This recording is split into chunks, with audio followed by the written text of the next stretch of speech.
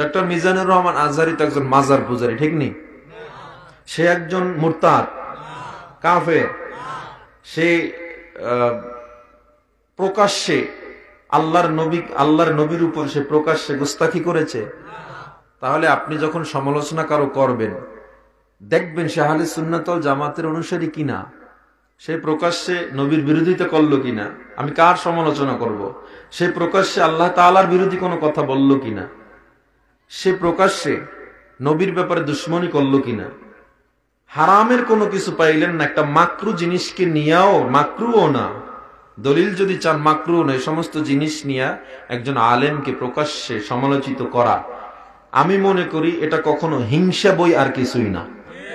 হিংসাত্মক মনোভাবের কারণেই এটা করা হয়। Doctor Mizanur Rahman Azhari, he is our national treasure, সে আমাদের জাতীয় সম্পদ। Maulana Mamunul Haque, he is national treasure, সে আমাদের জাতীয় সম্পদ। মাওলানা হাফিজুর রহমান সিদ্দিক, ন্যাশনাল ট্রেজার, সে আমাদের জাতীয় সম্পদ। আল্লাহওয়ালা পীর সাহেব চরমনাইরা আমাদের জাতীয় সম্পদ, ঠিক কিনা জোরে বলেন? এদেরকে সবসময় মহব্বত করবেন। শেখ আহমদুল্লাহ সহ অসংখ্য, সবার নাম তো আমার বলা উদ্দেশ্য না, আমি বলতেছি এরা বিশাল এক যুবক শ্রেণীকে এক পার্শ্বে নিচ্ছে। বিশেষ করে আমি আর একটা নাম নিতে চাই, হাফিজুর রহমান সিদ্দিক সাহেব, আমার বড় ভাই বলে বলছি না। হি হ্যাজ এ পারসন, সে এমন একজন ব্যক্তি যিনি চেঞ্জ করে দিয়েছে হাজার লাখো যুবকের জীবন। আছে না নাই? দাড়ি ছিল না, দাড়ি উঠেছে তার বয়ানে, দাড়ি রাখছে, নামাজ ধরেছে। তাহলে সমালোচনা কার করব? দারউল মুফাসসির মুকদ্দামুন আলা জালবিল মানাফি, হিসাব করে কথা বলতে হবে। ইউ আর অপোজিং হিম, তুমি তার বিরোধিতা করছো। He is making history everyday, অথচ সে প্রতিদিন ইতিহাস তৈরি করে চলছে লোক সমাগমে। তুমি তার বিরোধিতা করতেছো, কি করতেছে সে বিশাল বিশাল হিস্ট্রি তৈরি করতেছে।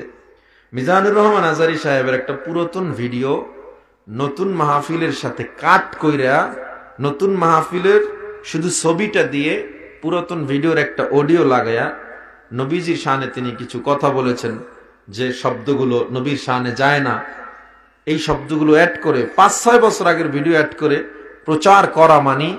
এর দ্বারা প্রমাণ হয় নতুন কোনো কিছু দিয়ে না করা, পুরাতনটা দিয়ে করা মানি শত্রুতামির জন্যই শত্রুতা করা, হিংসার কারণেই এই শত্রুতা করা।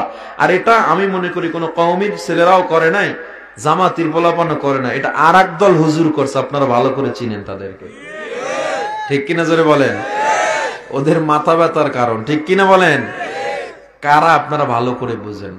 এজন্য আমি অনুরোধ করব, দেশ আমার বাংলাদেশ, এখন ইসলামের একটা জাগরণ সৃষ্টি হয়েছে, ঠিক কিনা বলেন?